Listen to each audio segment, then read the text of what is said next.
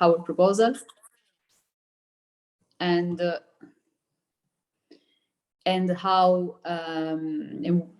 what is expected, what kind of results are expected from this new proposal. I think on the underlying rationale of the proposal is to have a mechanism in place that will ensure that is effective in tackling, in associating also companies in tackling adverse impacts to human rights and environmental harm. And that is, it targets also the situations where the risks are more serious, and that this is why it was important for us to make sure that the duty of the due diligence duty covered the entire value chain, because we are aware that very serious risks to human rights, like forced labor or the worst forms of child labor, materialize very often in the outside of Europe and not in the first circle of suppliers to the companies. At the same time, we are also we wanted to have something that was feasible for companies, and there was also using as much as possible the practices that companies have put in place already, based on the OECD guidance and the UNGPs. So we try to make something that is feasible, that takes into account as well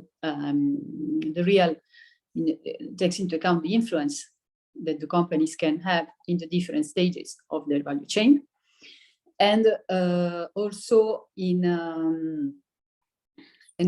that when detailing the kind of measures that companies are supposed to put in place, we inspired ourselves as much as possible to what the companies currently do, and to what also the OECD guidelines recommend. Then, in terms of the scope of application, because I know that there have been a number of questions concerning what kind of companies should carry out the due diligence processes and how we define the scope of application, etc. I think it is important to say that we tried to have, again, something that was effective, it is effective and proportionate, and we tried to target the companies that are, on the one hand, the most exposed to the risks of human rights and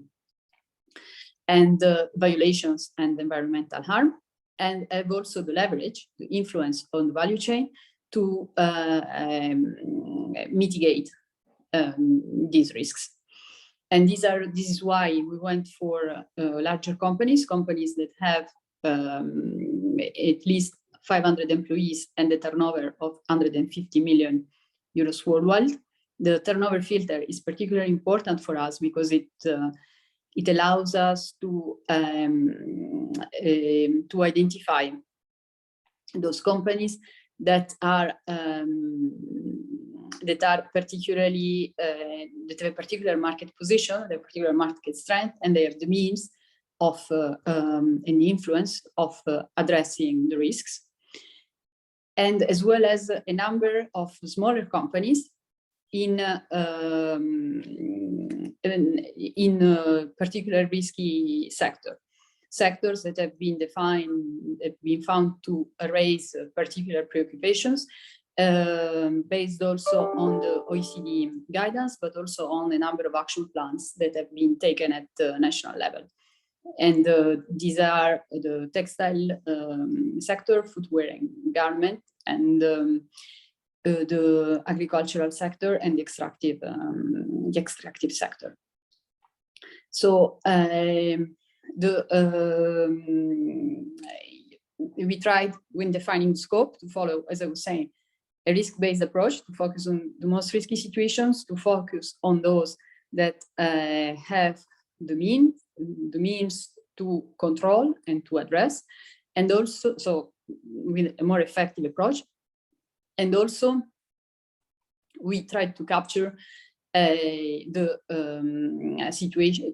We try to have also a proportionate approach. This is why smaller companies, in particular SMEs, are out of the scope, but this doesn't mean that even though they are not legally part in the scope of this new directive, they will not be concerned.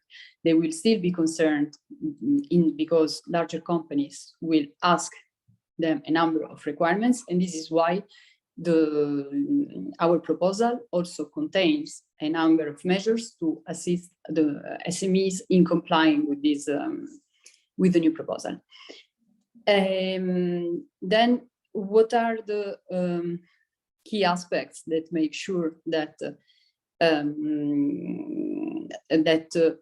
we have a control across the value chain? The proposal contains a number of measures that companies are supposed to enact to fulfill, to comply with the obligations of the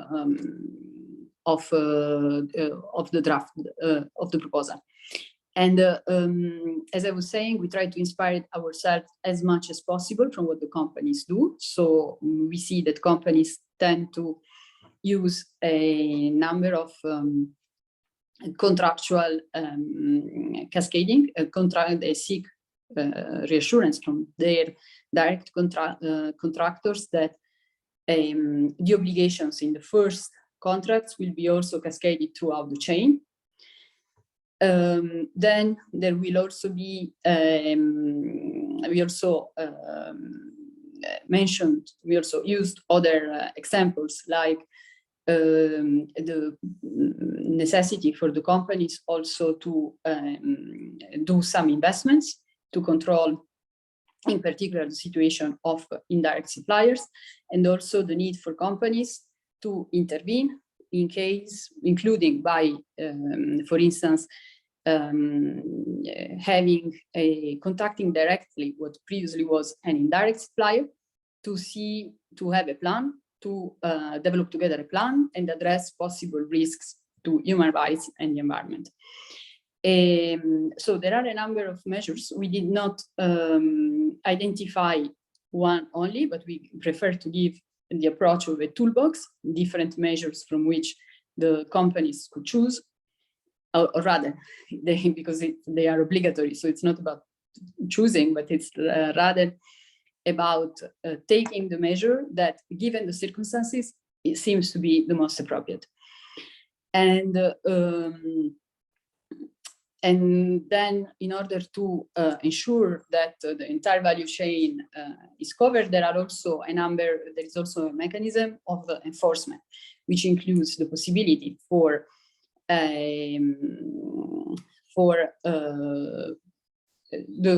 the parties who may be affected to file complaints with the companies, and the obligation for the companies to follow up on this complaint.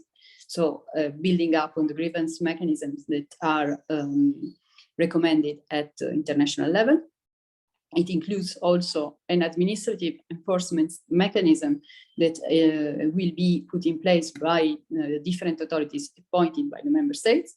And finally, the possibilities for the victims to ask compensation in case of damages. And again, these damages are, these possibilities recognized in connection to damages that arise throughout the value chain. What changes are the different conditions that need to be verified. This being said, because I know that there has been a lot of discussions also on the value of the rebuttable presumption that is linked to the contractual cascading. We have this rebuttable presumption in the context of the civil liability, because we consider that the engagement from the company to ask throughout its value chain the suppliers to respect certain commitments has a contractual value. It costs the company incurs some costs, and it's important to recognize to recognize such efforts. At the same time, they do not exclude the responsibility completely, because there may be cases where these measures were not appropriate and therefore cannot be used as a shield from liability. And other measures that are important in this context are also the ones that rely on industry schemes. It is important for us, and I come to the last question, that these industry schemes are serious. They are important for putting in place, creating leverage sometimes, especially when the companies are smaller, where they don't have this leverage. And therefore, the industry schemes are important to create the leverage and allow the companies to also improve the conditions of the suppliers throughout the value chain. And also they are important for when it comes to selecting certain suppliers. And finally, for the verification of that the conditions of the selections of these suppliers are effectively met. So we look at these at the schemes, we recognize an importance and the value to these industry schemes, and we look at them in different perspectives and with different roles. I will stop here, and I don't know if you have questions. I'm happy to reply.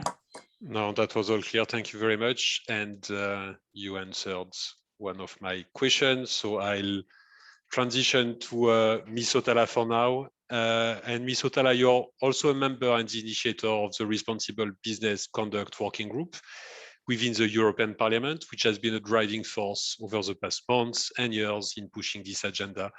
You're also one of the shadow rapporteurs on this directive. So can you tell us from your perspective and the perspective of the European Parliament, how do you see, what do you consider to be the main strengths and weaknesses of the directive proposal compared to the European Parliament's resolution? And from your point of view, maybe also, how do you think companies in the cocoa sector should best prepare for the implementation of this directive, but also what the directive mean for cocoa producing countries? Ms. Otala, over to you. Thank you. Thank you very much. I hope you hear and see me. Yes, that's all good. Okay. Right. So I'm always very delighted to speak with the main actors in the cocoa industry, because many of you have been such great and ardent supporters of this initiative. After you've made it very clear that from your perspective, these certifications and years of voluntary schemes were not sufficient to bring you to a situation where you can tell your clients and stakeholders that your products are free of deforestation and child labor. So here we are, and I'm also very pleased to see that the multi-stakeholder cocoa initiative is seeming to go to another stage, that it continues. And I've seen personally that there's a great interest from the cocoa producing countries, Cote d'Ivoire and Ghana, to see that it happens. And I think as the EU, we are in a very good position to give the necessary support, the technical assistance, also the development assistance that are needed, because these challenges are really quite comprehensive, and they're also multi-sector, I would say. So what we need is an active European Commission partnership approach and technical assistance as well. And I think the directive, the proposal by the Commission does give the promise that there will be these, what they call accompanying measures. Now, okay, I think it's absolutely vital that during this legislative procedure, which will be as open as before, as engaging with different stakeholders like yourselves, so that we truly align the Commission's proposal with international standards. And I think we will hear more from Lene Wendland about how well it succeeds in doing that. And I'll make a few remarks myself. Anyway, we in the European Parliament, we were really delighted to see that the Commission decided, after all forth and back going, that the whole value chain is at stake here. And this is also important for the cocoa sector, because we realize that even if there will be shortcomings in the sort of, let's say, more upstream on the production steps towards the final product, we see that the actual cocoa production is at the source of the value chain and needs to be addressed. So I think this was very positive. And second thing, which I think is really excellent, is that the Commission decided, after all, that there will be a civil liability. And this is really radical, because now the European Commission is saying that all EU member states must be able to organize civil law procedures for victims who claim compensation. And so there may be a few things there. We should look into the question of the burden of proof. Most likely, it would be justified to reverse the burden of proof, because as we know, as a group of former child workers or other people who want to claim compensation, they are not as well equipped as a big multinational players. So let's look at the question of the burden of proof. But a few shortcomings I'd like to list briefly, because I'm also very eager to hear from the other panelists here how we can take this forward.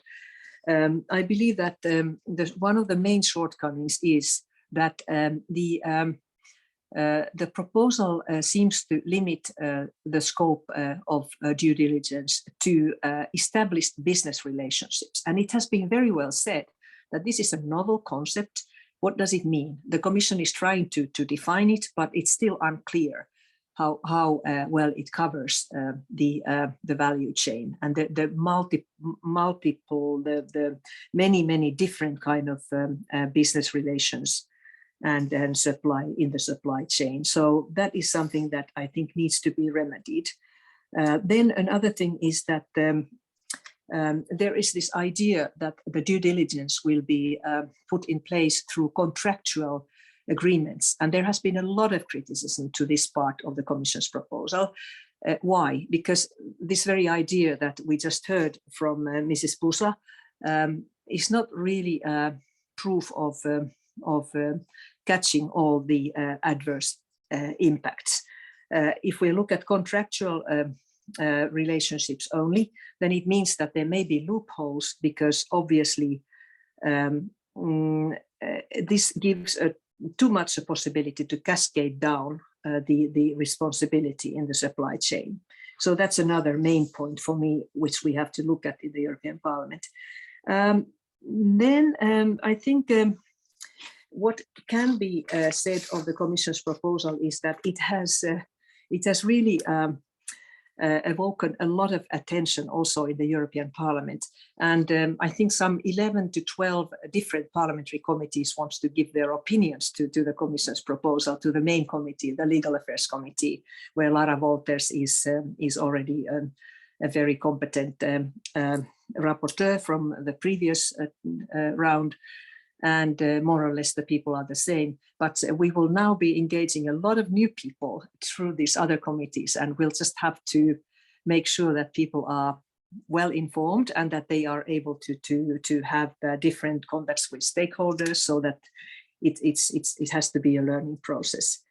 You may know that the Commission is still committed to coming out with a specific proposal on forced labor. And it's not quite well known to us in the Parliament what this actually means, but you may remember that even the Commission's president has committed herself to such a measure. And what I think many of us in the Parliament would like to see is an import ban for products or services produced with forced labor.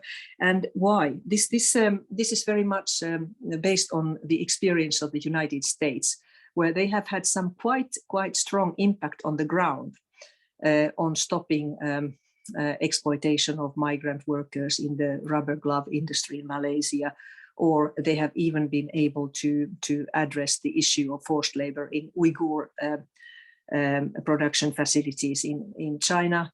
So we have been told that perhaps by mid-September, the Commission might come up with a specific proposal, but that remains to be seen. So we have time to discuss that among ourselves. One more thing. Interestingly, the Commission has not involved or included the Paris Agreement in the applicable international conventions, because they feel that it is more directed to states than to companies. And this is all very true. But some experts of the Paris Agreement have pointed out that, in fact, some articles in the convention also deal with companies' responsibilities.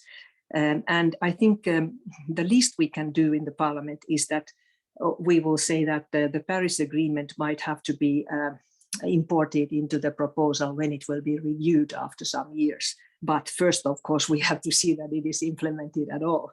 And that may take some time now. We don't know exactly what is happening in the Council.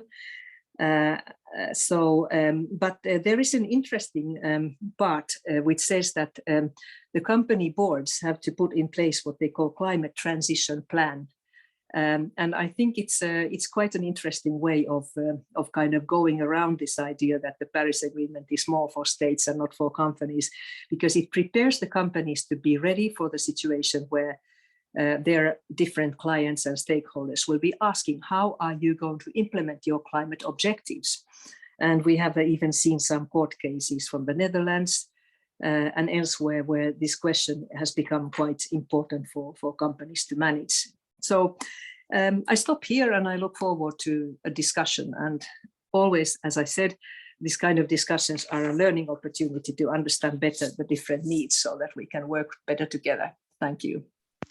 Thank you, Ms. Otala. I'm going to pass the floor to Lene Wenland and then Ms. Buza, if you agree. And as I know that you cannot stay with us for the entire duration of the webinar, I'll turn back to you so that you can take some of those questions, comments, remarks that have been made by Ms. Otala, and I'm sure Lene will have some others for you, and there's a few in the chat as well, so that we can benefit from your presence while you're there. But in the meantime, Lene, the OHCHR, ILO, and the OECD issued a joint response to the European Commission proposal. So can you tell us from your point of view and those of those various agencies, to which extent the draft directive is fully in line with international standards such as the UNGP, or are there, from your point of view, some gaps or gray areas that are remaining? Thank you, and over to you. Thank you very much, Matthias, and thank you very much for the invitation to join this panel. It really is a great pleasure. So indeed, as you referred to, Matthias, there was a recent joint letter sent by the United Nations High Commissioner for Human Rights, the Director General of the ILO, and the Secretary General of the OECD to President von der Leyen and Commissioners Reynders and Breton. And in that joint letter, the three principals welcomed the European Commission's commitment to advancing the protection of human rights and the environment through due diligence. So really, as I'm going in perhaps in a slightly more critical direction shortly, I do want to emphasize that certainly from the High Commissioner's perspective, and I guess also from the other organizations, really welcome strongly the direction of travel and the commitment that lays behind this very, very important legislative proposal. So the joint letter also emphasized the imperative of aligning this effort with the relevant international standards, notably the UN Guiding Principles on Business and Human Rights, which is the direct concern of the UN Human Rights Office, but also, of course, the OECD guidelines for multinational enterprises and the ILO Tripartite Declaration of Principles concerning multinational enterprises and social policy. The joint letter was issued very early in March, so it was released at a time where none of us had a chance to do any detailed analysis or commentary. So really the purpose of the letter was to welcome the initiative, welcome the direction of travel, as I said, but also pointing to the very strong importance that the three principles attach to the notion of alignment with international standards. Currently at UN Human Rights, we are preparing a more detailed technical analysis and plan to submit it to the European Commission as part of the consultative process that is currently open. So at this point, what I'm going to say, also because time is short, is not going to be our final word. So we will submit a written analysis on where those alignments are, and also notably where there are gaps. So for now, I'll just focus on 3 themes that we think are of particular importance for achieving alignment between this new regulatory proposal and the UN Guiding Principles. And the ones that I'm pointing out here we think are particularly relevant also to the questions of accountability and remedy, which is an area where OHCHR has been working through our 8-year-long Human Rights Council mandated accountability and remedy project, and where we do feel that that there is some guidance that we can contribute to this discussion. So the 3 themes are the importance of a risk-based approach, which is informed by international human rights standards, and thirdly, which makes a positive contribution to better human rights outcomes for people. So firstly, on the risk-based approach, as I think most of the people on this call will know, human rights due diligence is complex, it's iterative, and it's ongoing. And the pragmatic approach taken in the guiding principles is that where it's necessary to prioritize actions, companies should focus initially on those areas that pose the most severe risk to human rights. The guiding principles also make it clear that companies need to be identifying and addressing adverse human rights impacts anywhere in their supply chains, upstream and downstream, regardless of the nature of those relationships and the extent of leverage that might exist in practice.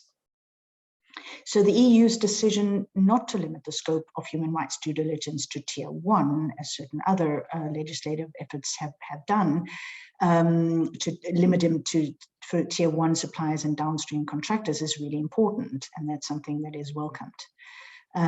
However, we do have concerns that the limitations in the proposal of the scope of human rights due diligence, and specifically the use of the concept of established business relationships that has already been flagged as an area of concern, this risks undermining the risk-based approach called for in the guiding principles, and which many companies have been successfully implementing.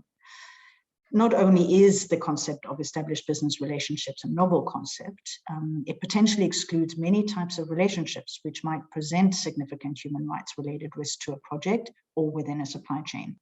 For instance, a short-term contract for security services or undocumented arrangements with home workers to source components or products. We certainly do not underestimate the challenges of translating the content of Pillar 2 of the guiding principles into binding standards. There are many dilemmas and trade-offs, as we have recognized and set out in an issues paper we released on this very topic in 2020, which informs our thinking, sets out our thinking on this topic. But we are concerned that this particular attempt to enhance legal certainty for companies may in fact end up sowing more confusion. The second topic I would like to address concerns the need for both substantive obligations and regulatory practices to be informed by international human rights standards. The guiding principles make it clear that businesses can potentially impact on all human rights and define an adverse human rights impact in terms of some kind of harm having occurred which diminishes enjoyment of those rights. But the EU regulatory proposal takes a different approach, under which the presence of some kind of violation of an international human rights standard is needed to be able to show that there has indeed been an adverse impact.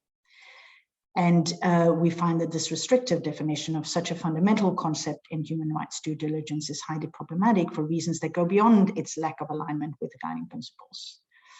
It's not at all clear how domestic courts will respond, for example, to the challenge of translating international human rights standards to the corporate context. And more specifically, the need to prove that a violation has taken place, as well as the fact of an adverse impact and its relationship to business activities, could present a significant barrier to remedy in practice. The idea of defining human rights standards in the annex is potentially helpful, though we would urge caution and care about how this is presented. And this is one of the issues that we will be making some comments on in our written submission to the Commission. We would also be wary of being overly prescriptive, as human rights law is not a static thing, it's constantly under development. An often overlooked but important point to consider in this context is that the concept of an effective remedy is itself underpinned by international human rights standards. We do not think that at a first analysis that the present EU proposal gives enough emphasis to the concept of an effective remedy and to the different forms this can take beyond financial compensation.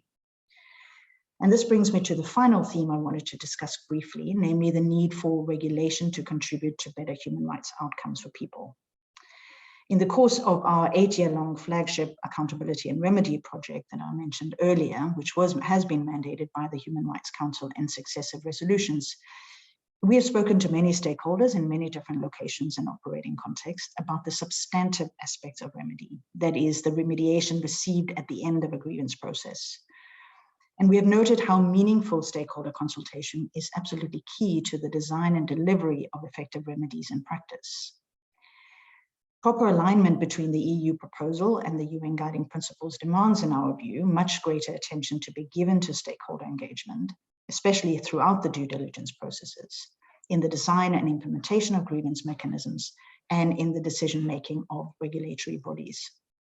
And we discussed the value of effective stakeholder engagement for regulatory effectiveness in a joint paper we published with Shift last year, which many of you will be aware of.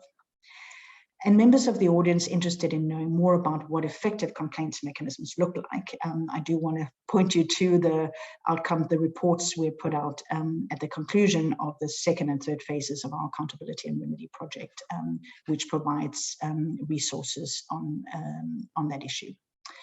In the course of the project, we've been struck by the creativity of many actors working in the space, of policymakers, of regulators, of companies, of human rights defenders, of their lawyers, and of judges given the responsibility of determining and allocating liability in individual cases.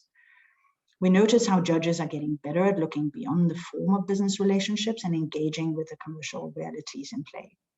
So the final observation I wanted to leave you with is that it'll be important for the new EU directive and its implementation to capture and build on this creativity and dynamism, so we can move forward, in fact, not back, and live up to the intentions behind the legislative proposal. Because we do not think that the proposal in its current form goes as far in this direction as we would think would be wise.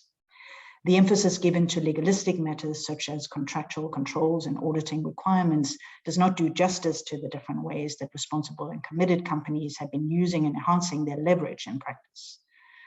Put simply, we do not think the vision of due diligence as set out in the proposal is necessarily a good reflection of what is currently having the most impact on the ground. But there are plenty of ways that best practice can be better and more clearly integrated.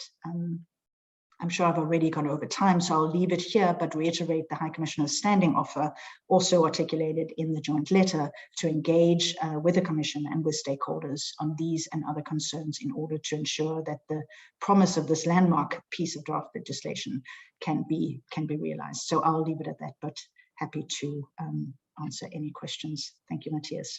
Thanks, Lene.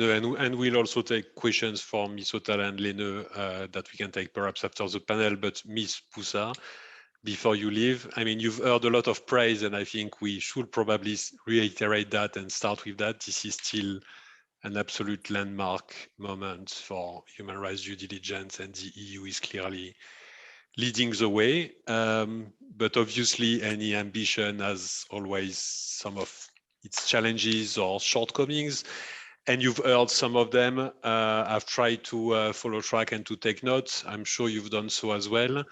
But can you maybe use your remaining time with us to run us through some of those? So I've heard, issues around some gaps in the directive, issues around the alignment with the UNGP, questions around this concept of established business relationships, concerns over this question of risk of using contractual cascading to basically transfer one company's responsibility at the top of the value chain towards their suppliers and the bottom of the value chain, questions around use of import bans whether that conforms with due diligence or whether that's a hammer that should be used as an extreme measure for forced labor cases, questions around the scope, stakeholders consultation, access to effective remedy, how to use the legislation for positive human rights impacts. Some questions as well beyond what Ms. Otala and Lene expressed in the chat around what are the views, plans of the commissions in terms of sectoral guidelines that are foreseen in Article 13, I believe, yes.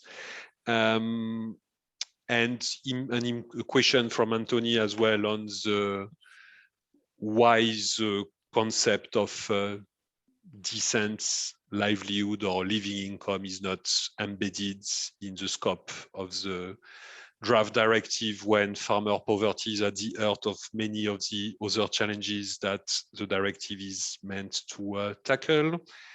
Yeah, another question on whether there's a risk that after Brexit, the UK will be used as a way to, as a loophole and as a way to basically avoid being confronted with that legislation. A question on the choice of agriculture, textile, and minerals as the three main at-risk sector. A question on the level of consultation of farmers and local businesses in producing countries. So anyway, I'll stop there. There are many, many questions for you. I'm sure you will never manage to handle all of them. So I leave you also to maybe pick and choose and prioritize those that are most important, relevant, or those simply for which you've got an answer for us, because I'm sure you cannot necessarily have all of the answers up front, which is also why there is this consultation ongoing. Thank you. Over to you, Ms. Pusa. Thanks. No, indeed, I think I will never be able to answer all the questions unless we spend all the evening, but I'll try to reply at least to some of them. And I should start actually from thanking for the nice words that we had brought from Mrs. Hautala and Mrs. Pendland about the proposal. And indeed, it was not an easy one. I have to say, we have worked quite a lot on the proposal. There was an extensive public consultation before that helped us gathering the input from the different stakeholders, and what came to the final version of the proposal is also the need to strike a good balance between the positions of the different stakeholders in that have different interests. But it's on the one hand, it's an end of one process. On the one that is sort of managed by the Commission. On the other hand, it's the beginning of the second part of the process that is then in the hands of the co-legislators and the European Parliament and the Council, and that will propose modifications to the text, agree on amendments to the text, and hopefully very soon have an agreement on the final text. It is important for us that this proposal is adopted still in this mandate, because, as you know, it's a directive. It will require then the transposition from the member states, and still some time will elapse in between when there is an agreement between the co-legislators and the moment in which it will be applied on the ground. So we wanted to really come out with a proposal which was balanced, and also come out as soon as possible to start the discussions with the co-legislators, because we think it's very important just to provide them and provide the general setting on this. Then going into the different questions, I actually pick one of the end to start, the one on Brexit, just to clarify that, because I didn't say it before, that this proposal will also apply to companies established in third countries that are active in the European market. In the market of the European Union, because, and this is important for a level playing field between the different companies, but also from a justice point of view, because citizens who are behind this proposal, in the sense that they requested via the European Parliament and participating to a number of campaigns in response to our consultation, they really urged the Commission to act. And for them, whether what matters is accessing goods and services that are produced in line with human rights and do not harm the environment, irrespective where this production comes from. So both justice reasons and for economic and fairness reasons, for level playing field and fairness reasons, we decided that the proposal should also apply to third countries companies that fulfill certain criteria, same criteria basically, and that are active on the European Union. So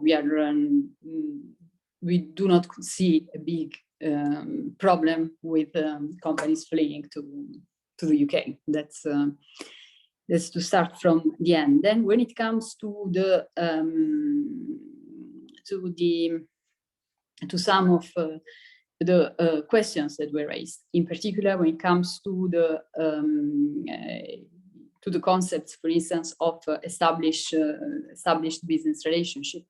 The idea here, it's true, it's a novel definition, even though it was used also in the French law, but there may be also a need to clarify and think about it and clarify it on our side a bit further, because the idea here that we had was to cover all the different business relationships, provided that there is an element of duration and or frequency. So basically not to cover one-off situations, because one-off situation would be difficult to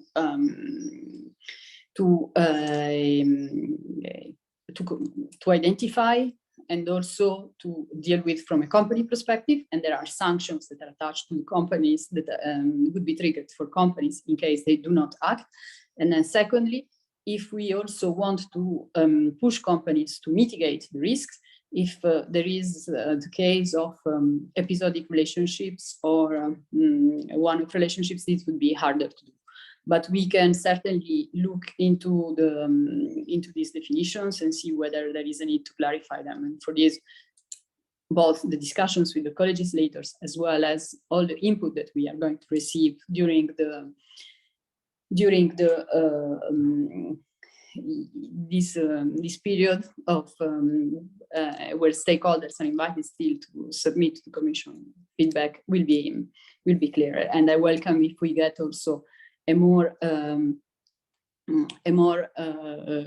detailed position paper also from the UN. Then when it comes to the questions on the contractual clauses, the idea there on our side is certainly not to sort of create a mechanism or incentivize a mechanism whereby the obligations would be merely passed on, and the companies, the first company, probably the largest one, would be just doing a tick the box exercise and would not would be automatically off the hook because it has passed on certain requirements throughout the chain. This is why we have asked in a number of parts in the proposal that it is necessary, once the companies decide to use this cascading system, also to put in place some verification of what concretely happens in their value chain. So if they ask, for instance, to respect certain working conditions, also to put in place together with the suppliers, or by using the industry schemes I was referring before, verify what actually is happening on the ground.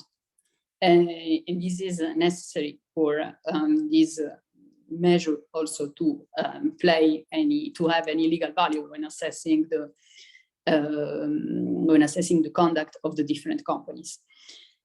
And it's important also, we also try to clarify in the text that when it comes to these contractual relationships, they should also be done in a way that is fair to smaller companies, especially companies in third countries, in a way that it's not about passing on all the obligations from the largest companies to the smallest one.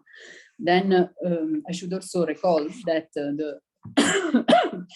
that one of the main aim that we try to achieve is not to get companies to abandon problematic countries, but rather to engage and use our leverage as a society from private sector and the public sector to improve the living conditions of people in these countries. Then when it comes on the other block of issues concerning the alignment with UN GPs and with international standards, I think there we have also tried to build upon as much as possible and on the international guidance. We also face a challenge, which is the shift from a voluntary mechanism to a mandatory mechanism.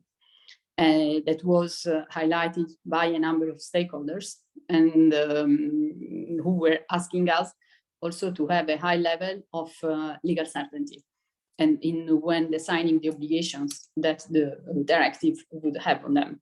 So when using some of the concepts of the international guidance, we have, rather I should say, possible perceived deviations from the international guidance, if any, has to be seen in this context, in the need to make something, to shift from something that is voluntary to something that is mandatory, whilst having at the same time a sanction mechanism that includes liability, and being sure that it covers, it's comprehensive when it comes both in terms of the scope of the duty and in terms of the enforcement, that it is comprehensive and it covers the entire value chain.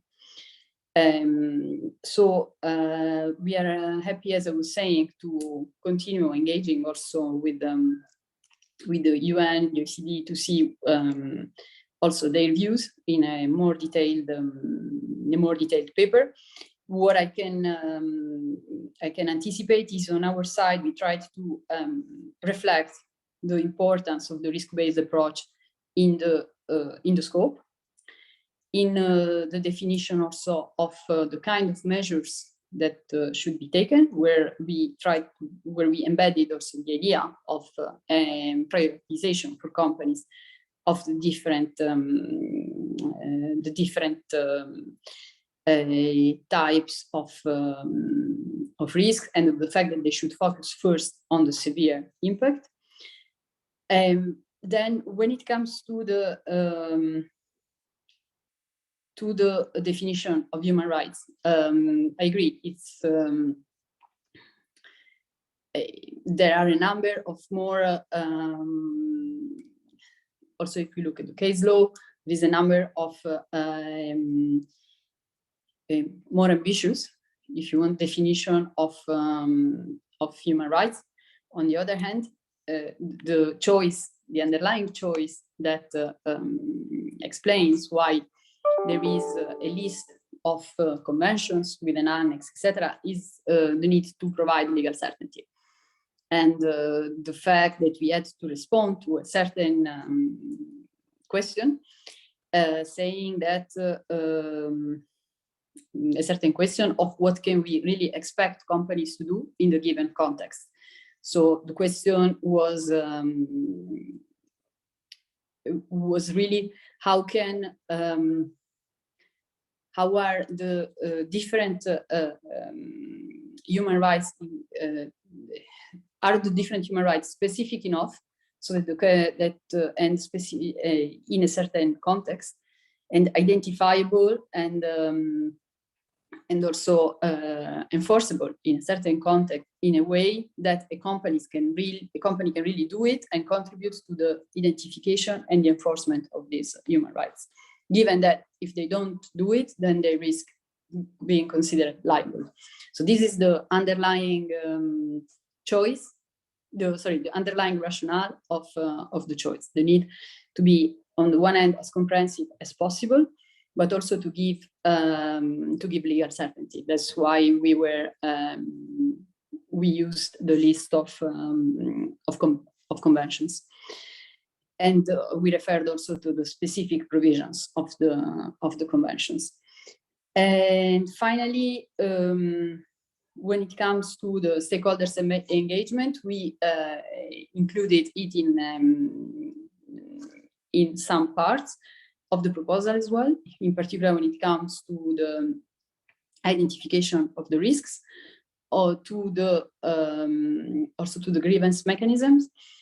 Now, I understand that there can be also there could be, of course, more room or more stakeholders engagements, but as I was saying, the proposal is also the result of a balance between the different positions. So we are open to discuss it afterwards. Ms. Bouza, thank you very much. You've taken more time than anticipated, but thanks for also your comprehensive responses. So thanks again, and I'm sure that's a discussion that will be ongoing in the coming weeks and in the coming months, and there will be more opportunities to clarify and work further on those different elements. But thanks again. Thanks also to Ms. Otala and to Lene Wendland. If you can stick around for the two of you, I'm sure that the panel discussion to follow and additional Q&A will bring life to further discussions on those various elements. But for now, we are going to transition to our panel discussion, which will be led by Sarah, in order to look at the actual implementation of human rights due diligence in the cocoa sector.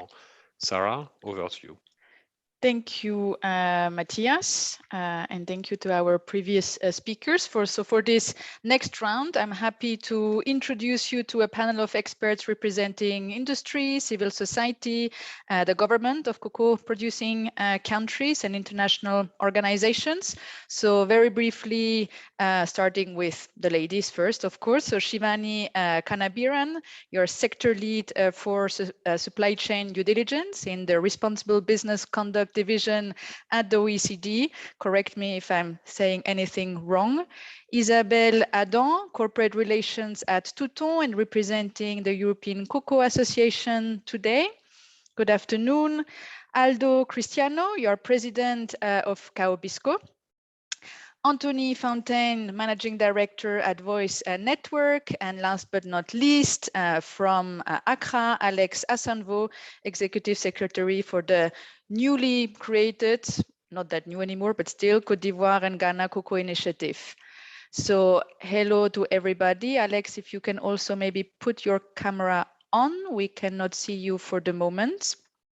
So I'll be asking, now we see you, perfect. I'll be asking our experts a couple questions. So this next session will be really in form of a debate, a discussion. And there will be hopefully enough time at the end for a Q&A. We'll try to respect the time in case needed, if we need maybe to extend the session for 5 or 10 minutes for those who can stay a little bit longer, in case we also here have a good discussion that is also possible. So maybe to start with, so we have heard earlier the details of the directive, of what it will contain, and some reactions to that. From your perspective, what do you see as the main strengths and weaknesses of the directive proposal, if you had to take one or two? So really take one or two strengths, one or two weaknesses very shortly, and I'll maybe start with Isabelle. Thank you, Sarah, and thank you to the organizers for allowing us to present on behalf of the European Cocoa Association. So in respect to strengths in the directive, I think that the main one is that it provides a common framework for companies' due diligence processes in respect to human rights and environmental protection. It complements and reinforces voluntary initiatives that we now know cannot alone solve the challenges the sector faces.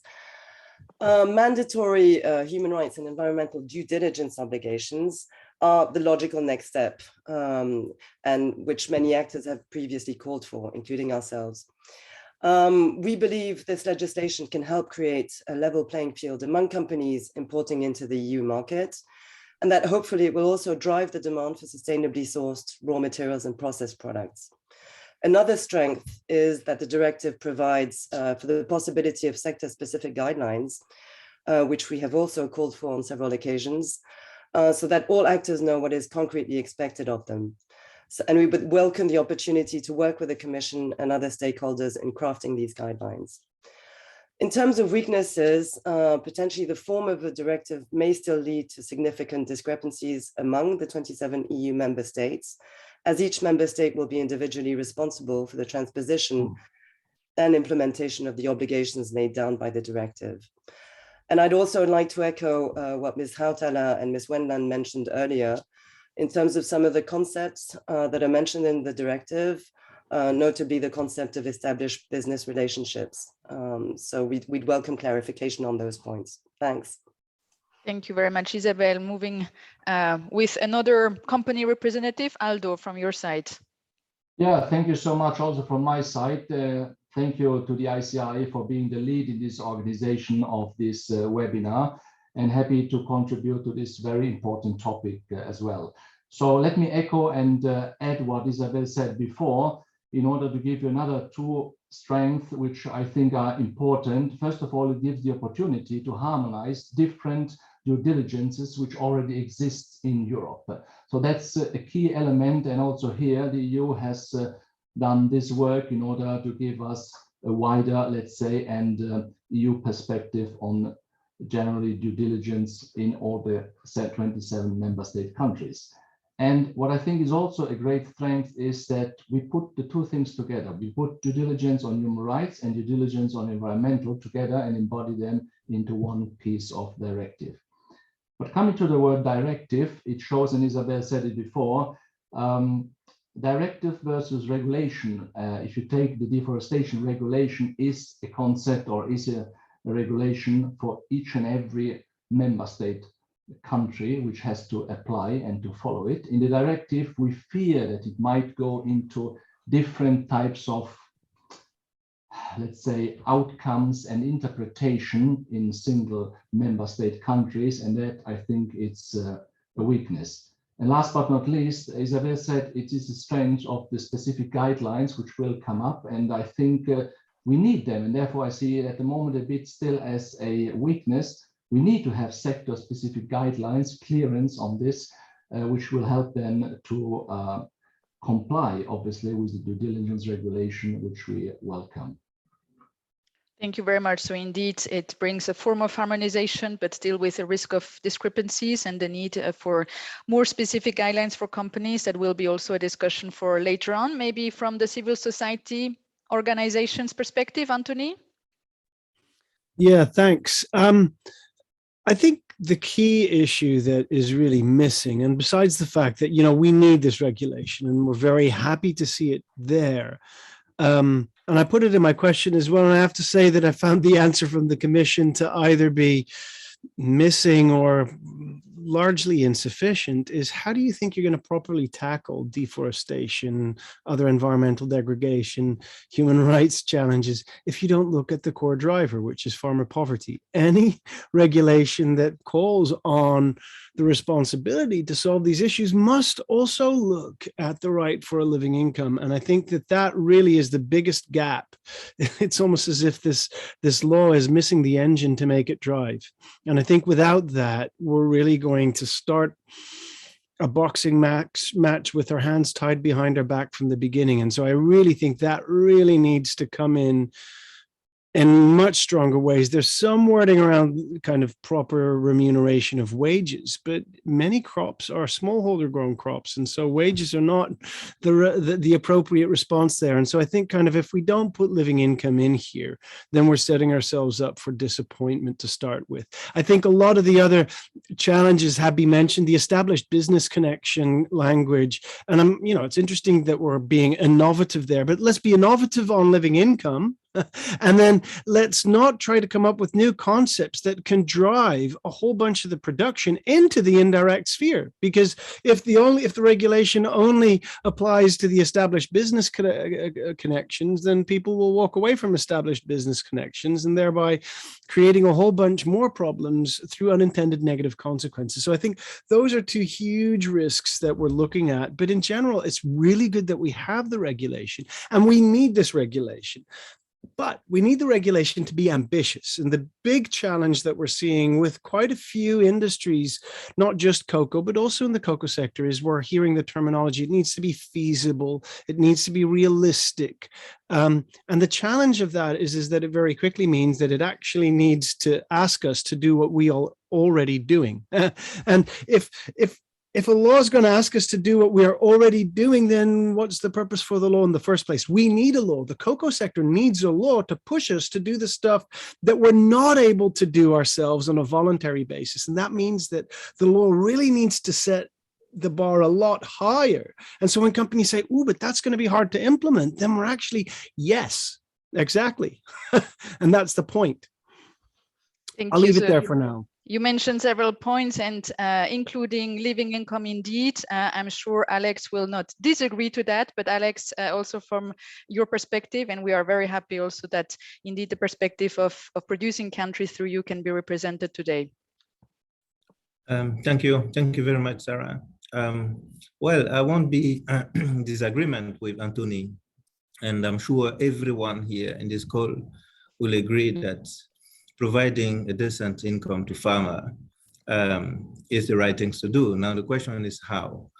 And so to answer to your questions, so first of all, we see as a strength the opportunity under legislations, even as countries, surprisingly, some people are surprised, that we see as an opportunity, any directives or any legislation. However, the big concerns we have is that despite the fact that this is aiming to provide level playing field, but also sometimes also avoiding some competitive disadvantage, because from what I'm hearing from companies is they will do it if everyone do. Companies usually will not go and do things where they're losing competitive advantage in the market. So that's critical. And I think for us, there is a massive disappointment when we see all these developments in the regulation, directives, and all this, because it's not connecting the three pillars of the sustainability. So we want to achieve sustainability, but the income, which is the part of the economic element, is totally absent. But then we want these farmers to drive the change that everyone wants, but also specifically on these directives, the concern we have is becoming a ticks the box exercise, right? So easy for everyone to set up system, to comply, and then report back. But there are people behind.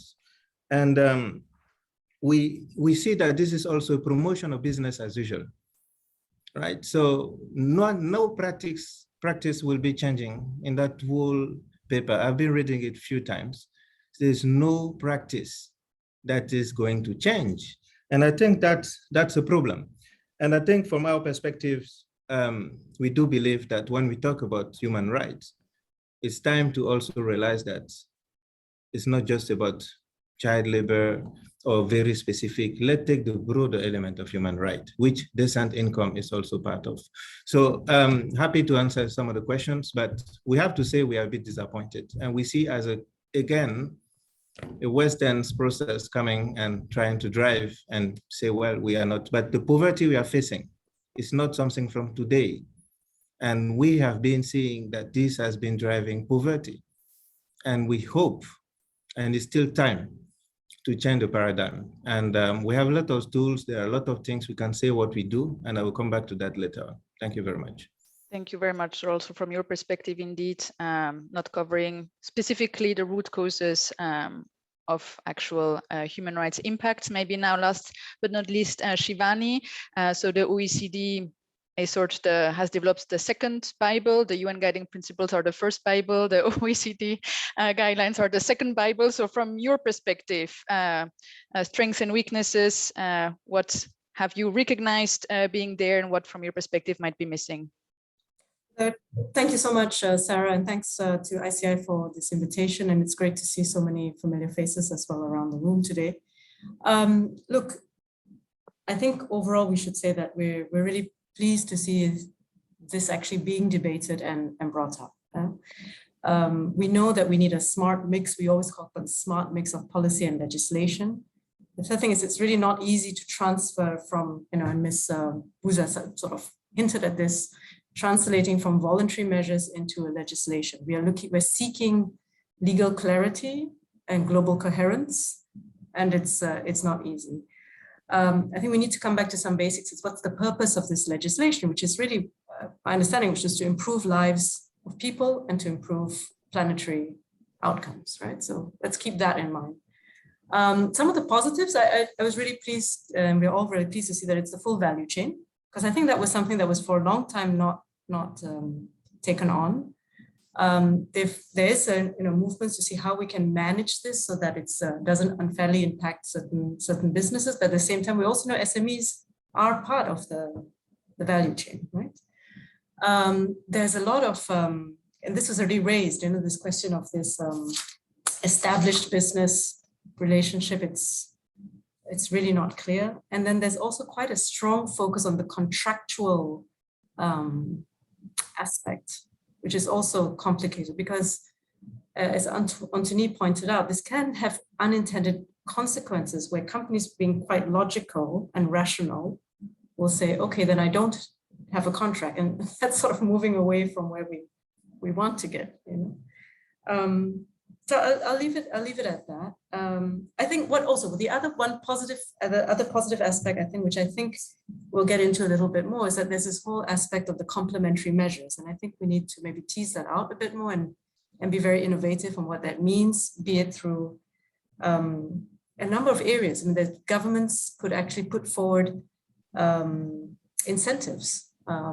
How can we work with existing market mechanisms like certification groups to make sure that that's aligned so that we can help companies, particularly smaller companies, actually meet some of these expectations. Some of the more basic things like training and capacity building, what can we do? How can we then drill down into explaining in simpler terms to practitioners, what exactly do we mean, in each of these different sectors? Because again, mind you, the legislation is sector agnostic, right? I mean, they've highlighted certain things, but it's not targeted to one sector, it's sector agnostic in that sense.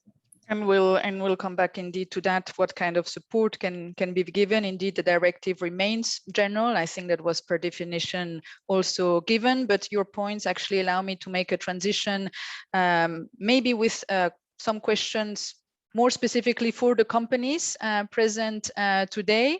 So we heard earlier Anthony saying that, and I think also Alex to some extent, that this directive does not go far enough. It doesn't push companies to do more than what they are already doing. So what concretely does it mean for traders, manufacturers, other kind of industries, wherever they stand in the value chain? How do you, as company representatives today, understand the fulfillment of the responsibilities that are outlined in the directive? Maybe also a reaction on the contractual aspects that Shivani highlighted. What does it mean for you in practice? What will it change? Will it lead to more bureaucracy, as Torben Erbrath mentioned in the chat? I'll start with Aldo first. Yeah, thank you. Thank you so much. And obviously, what does it mean for us as the manufacturers, and how to fulfill and to take the responsibility? I think, first of all, this due diligence is something that will help to get really to a level playing field. We have been seeing that many companies so far have certification standards, own private initiatives. But important is that everyone has such an initiative, such a level of commitment. And that's the key element of having now a due diligence regulation, or in this case, it's first of all a directive, and this will help to bring everybody on the same page. We should not forget this, that it's not just a exercise of ticking the box, it's something that has to be implemented in each business around the world, okay? And this is not only for cocoa, it's for many ingredients that we source for our end product, right? Nevertheless, it is important that beside the level playing field, we get a situation where really we can accompany these initiatives by harmonized due diligence, and in order to identify and address the social and environmental risk and impacts while seeking greater transparency. So it will help to show that everybody is on the same page and working in the same direction. And that already will help a lot, you know, and I agree, yes, everything starts from poverty, and poverty obviously brought us into, let's say, where we are today. But on the other side, if the legislation and if the behavior of each and everyone is working in the same direction, it will help again to provide even here much more than just being in compliant, but also to address the risk, the remedies, to use, you know, the leverage of the remedies in order to help to make the supply chain much more efficient as it is today. And that's why it is so important that we all go into the same direction. And once again, this is a huge step into the right direction. And if we go all together into the right direction, you will see that it will make a major impact on where we stand today or we stood yesterday. Thank you very much. And from your perspective, Isabel, representing also more the trading side, how do you see here indeed the opportunity for the directive to bring all companies in the right direction, create this famous level playing field, and will it push companies to do more than what they are already doing? I mean, the directive and the proposed directive really offers a common framework which reinforces activities many supply chain actors are already conducting. I think it also has the potential of driving more collective action and to offer necessary support systems to strengthen the enabling environment in producing countries. I think it also brings in the value and the strength consuming countries can have as well in terms of driving demand for sustainable cocoa and sustainable cocoa products. Another thing I find which is really important is that it sets the course for continued improvement, and I think this was referred to earlier, and more transparency in the supply chain, while hopefully limiting the risk of withdrawal from high-risk areas. I think to be able to address the issues properly, we need to be able to report on them, you know, transparently.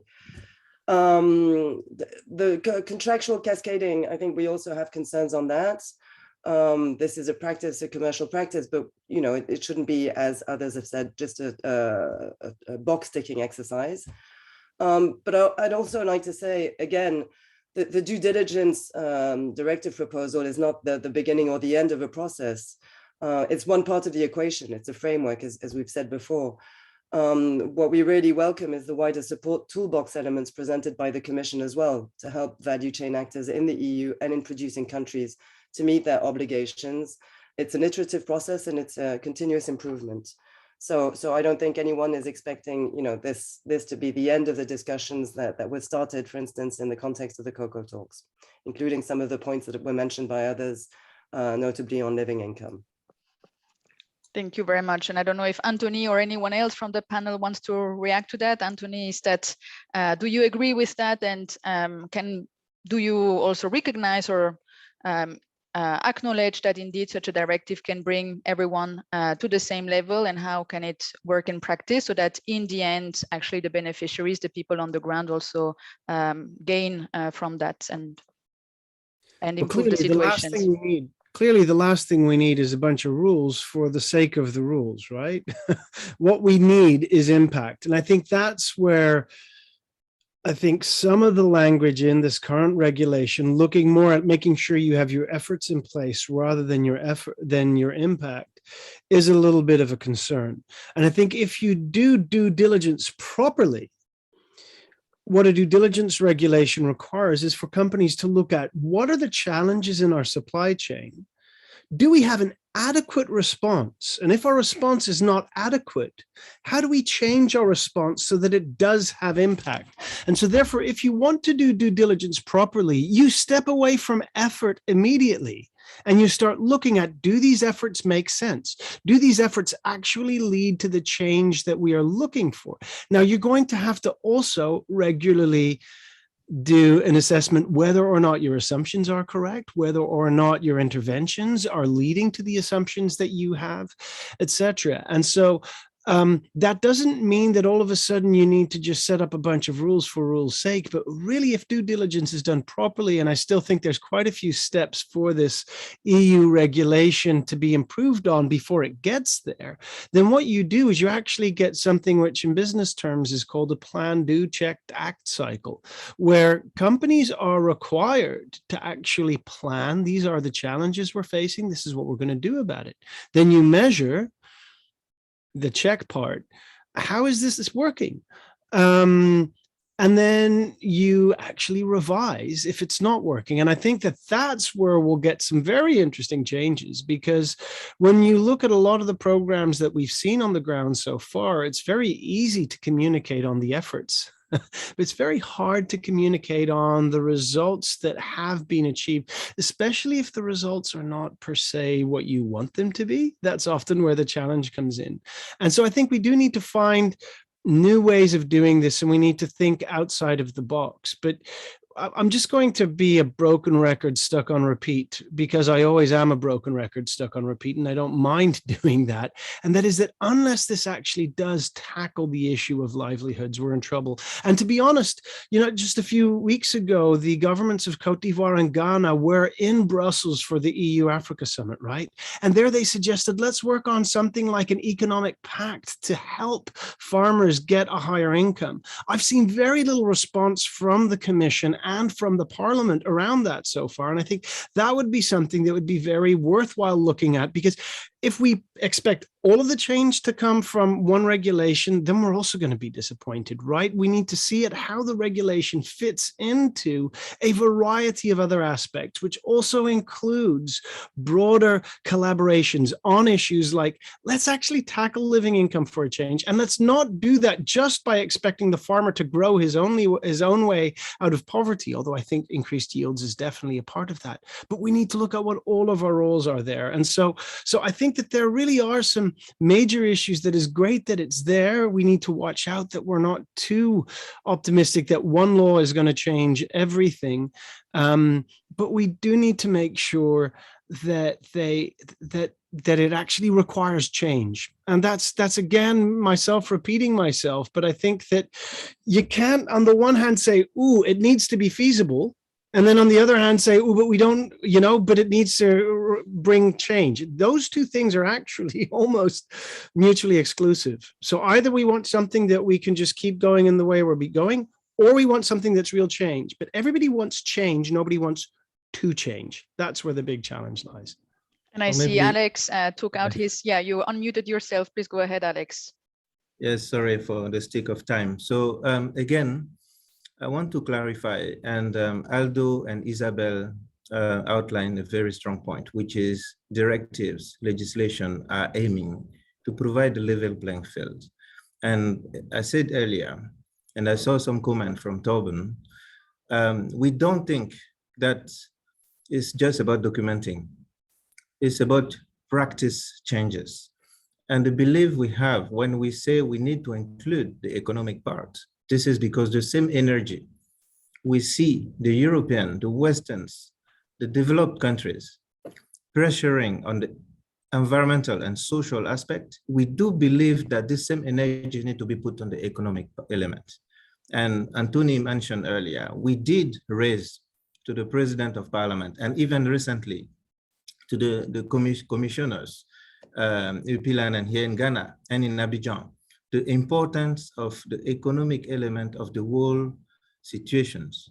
And I say that because from me, being at this situation, being from private sector, being where we are today, I've seen how competitive disadvantage can drive immobility.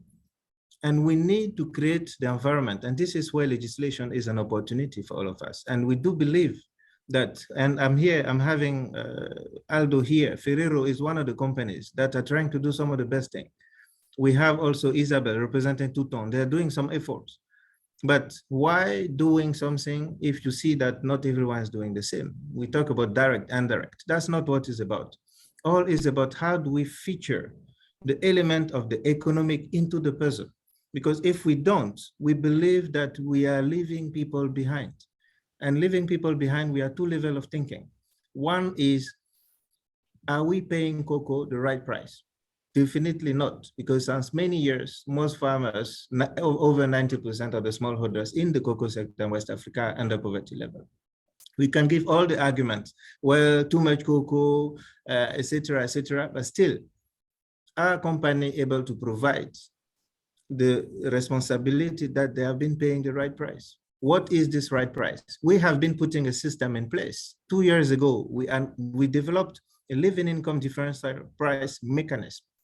2 years after, $400 premium almost offset by the current fundamentals of the market, right? So we are trying to do the best. As a government, we can position us and drive the mechanism, the level playing field. But if not everyone play the game, and there is ways to go over, that will overcome the principle that we are doing. And today, Cote d'Ivoire and Ghana are putting national traceability system in place.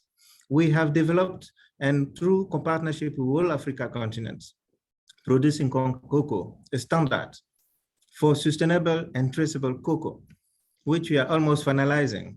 And most companies have been involved in providing input, NGO, civil society. So we are moving forward. We are doing our effort. But what is that bringing back to the farmer? Is due diligence providing more money back to the farmer? Or is it increasing cost in the supply chain? Will be another argument to say, well, we cannot pay more. So these are the questions we would like to discuss when we talk economic pact. It's about how do we look together?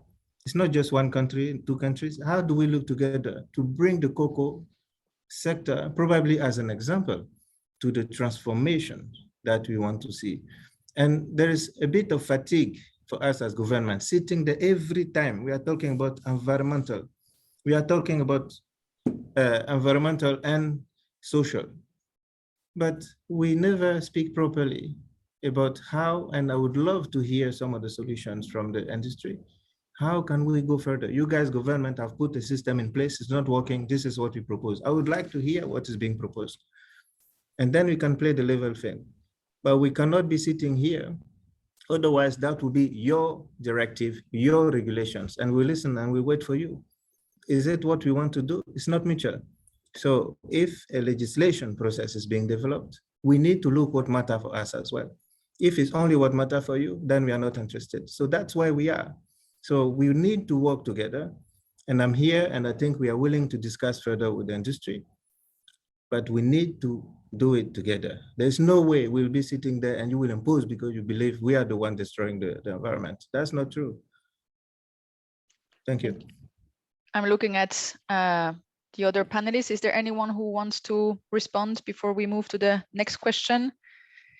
If not, then I'd like to get back to Shivani. You mentioned earlier the need to develop more specific guidelines by sector. Is that a way to maybe help companies concretely to, as Anthony also said, regularly assess whether assumptions are right, to provide them sort of a way, a mechanism, a tool, a support to do their human rights due diligence continuously well? Or what would you see as being the need for such measures, supporting measures for companies in complement to the directive, as it is also suggested in the directive proposal, by the way?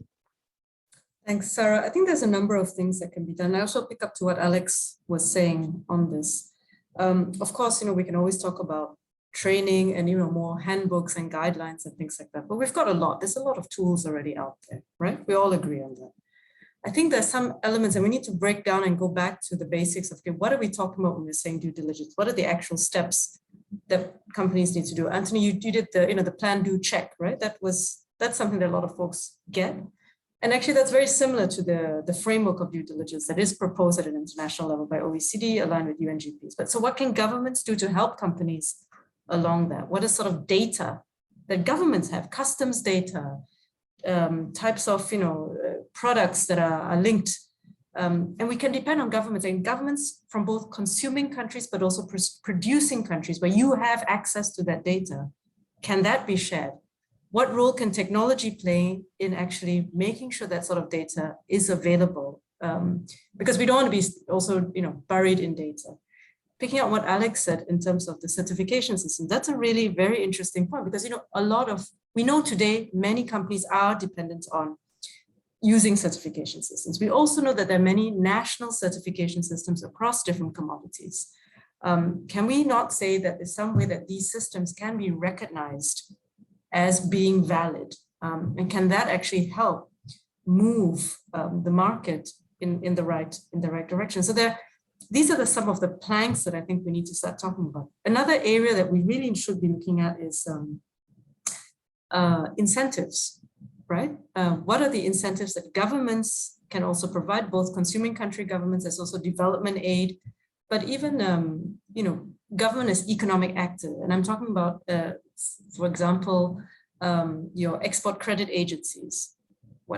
How can that be used as a support to incentivize companies that are doing the right thing, both from the terms of companies that are exporting and companies that are operating within the value chain. So I think we need to become very innovative in looking at what are the big levers that can help move the majority of players in this direction of due diligence. And it's not to say that, and I really take it the fundamental point that both Anthony and Alex have brought up on the living wage question and the poverty question. And maybe that could be better tackled through, I don't know, but maybe as an idea, it could be better tackled through these more specific sector regulation directives that are supposed to come down. But I would hesitate on saying like that's the answer, but yeah, just to kick off the discussion in terms of thinking about elements of supporting measures that can be done both at the government level to aid companies along this process, because it will be a process of meeting the directive. Yeah. Thanks. Indeed, thank you very much. And I know that time is up. We are already 3 minutes above time. So, and Aldo, I think you have to go to a next meeting. So if you agree, we'll go with one last question. And I know that UNICEF is also present today, and I'd like to give them very briefly the floor before we conclude. So if anyone else can stay a couple minutes more, then we'll continue before wrapping up. And Aldo, if you have to leave, indeed, thank you very much. And we'll follow up with you as well. Have a good evening. So before I move to our last question, I wanted to ask, I'd indeed like to give very briefly the floor to Jazz from UNICEF, who is here with us today as well. And I would be curious also to get UNICEF's position and reactions and thoughts on this topic and on the directive itself. How was it received on your side? Jazz, you have the floor. Hi, Sarah. Thank you so much. And thanks for the opportunity to make a few short comments, even though we're out of time. Yeah, Sarah mentioned I work on responsible business approaches to child labour at UNICEF.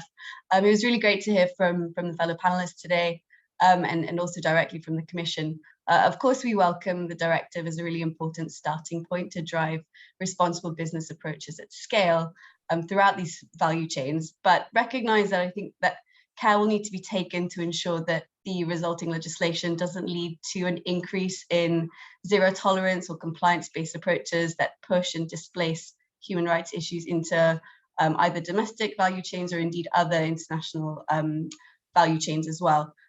So within that, there's also, I think, some scope to see a bit of emphasis within the directive on the saliency of human rights risks that should be considered by business through the directive.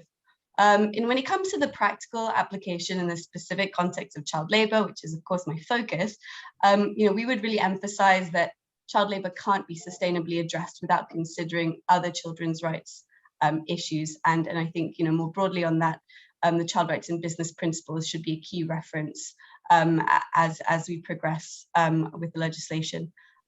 It's also great to have specific provision on prevention of adverse impacts, but I think we do need to see a stronger emphasis on tackling root causes. That needs to really be the core of responsible business approaches, specifically to addressing child labor, and especially true within the context of the cocoa sector. At UNICEF, our attention right now is really turning to business practices that can adversely impact child labor outcomes. So linking very much to Alex and Anthony's comments, these really do look at the core of purchasing practices, the provision of decent work, wages, or in this case, fair prices, which, I think, as well as having safe work opportunities for parents and young workers will be really crucial. And this can't just be applied to formal suppliers in the formal sector, but also needs to sort of be considered at scale when it comes to the broader farming communities that support the sector. And as well as those sort of own practices, business of course need to consider the broader context that they are operating in. So the factors like poverty, education, social protection, birth registration, they all play a really key role in predicting these outcomes. And so we want to see them considered in any action that's going forward. On that preventative action, I think we would restate the importance of driving this multi-sectoral approach with a focus on sustainability and of course building the capacity of public institutions and not operating in isolation as a sector or as an individual company. So yeah, just to wrap up, UNICEF will be publishing some guidance on the role of business in preventing child labour and tackling root causes this summer, and so we'll definitely be sharing that within the network. So yeah, watch this space, and thank you again, Sarah. Excellent. No, thank you for that. And we'll be happy to spread that as well in the network. So I know that time is running up. There are not that many questions in the chat. So then maybe I will dare a last question myself. Of course, if you want to stay with us, we can stay always the whole evening, but I think that you might also want to just end it at some point. But maybe a last question, and then as we still have Heidi Hautala here as well, I was curious to maybe get back to one of the points that Heidi mentioned. We know that the directive, of course, sets an obligations on companies and also introduces the need for a certain number of complementary measures. We mentioned the sector-specific guidelines in a way or another at some point, and also the idea of also import ban on products related to forced labor. So I was curious maybe to have the views on our panelists, maybe also from Shivani, whether you have a perspective on that and to what extent do you see it also being aligned, complementary or not with the human rights due diligence process, and maybe from Anthony and other speakers, what can it mean for cocoa producing countries and farmers, beneficiaries, and what will it imply also for companies more generally? So maybe a thought on that. And Heidi, you are also here if you want to react to anything that was said. But you have to go. To be a bit late. So just very briefly, I think what I've heard from most of you is that the ultimate test of this directive and its success will be the impact on the ground. And your question is just about that. How do we need to, how do we manage to create a new kind of corporate culture, which is not based on just sort of just about passing the requirements of this directive, but creating a kind of a dynamic, responsible business culture. And there, of course, the boards have a huge role. And I very much agree that this economic, social aspect is a key thing here. And I don't think it's something alien to the purpose of this directive. So what we can do together, we can look into how we can bring this question of right of life, living income, the living income differential into the text, at least to the sort of recitals or something, so that it's clear that this also means fighting poverty, because that is what it is about. I also thank very much for this notion that and I think this is in spirit of this kind of dynamics that this could create, that we have to look into other even public institutions like export credit agencies. So thank you very much for that. I know that in Finland they are already looking into that.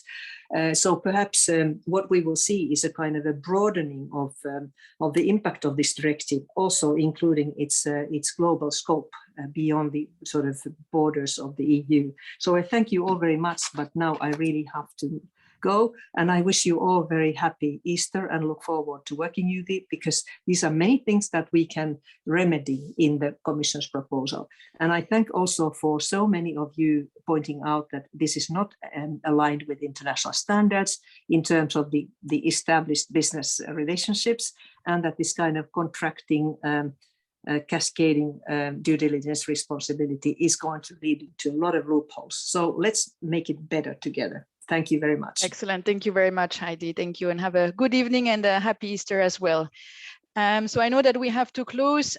Just maybe very briefly, Lena, since you are also here, if you want to come back also into the loop just for a last thought, whether on the question I asked or maybe on anything else you have heard before. No, thank you. I think everyone has probably listened enough, so I will just thank for this really important and interesting points that have been made, and we look forward to continuing the conversation and the engagement, and I fully echo Heidi's call for let's make this better together. So thanks very much. Excellent. Thank you very much. And I'm turning to our speakers. Any last thoughts or before we close? If not, then I'm happy to close it. So thank you very much to everyone for being with us that many today. Thank you for staying a little bit longer. So we took 12 minutes more. Thank you very much. This has been recorded. We'll share the recording. We'll try to make a short summary out of it. And indeed, hoping that this can serve as a basis for continued discussions and debates as we move forward throughout the year on the directive. Thank you very much. Have a good evening, and indeed a very happy Easter to everyone.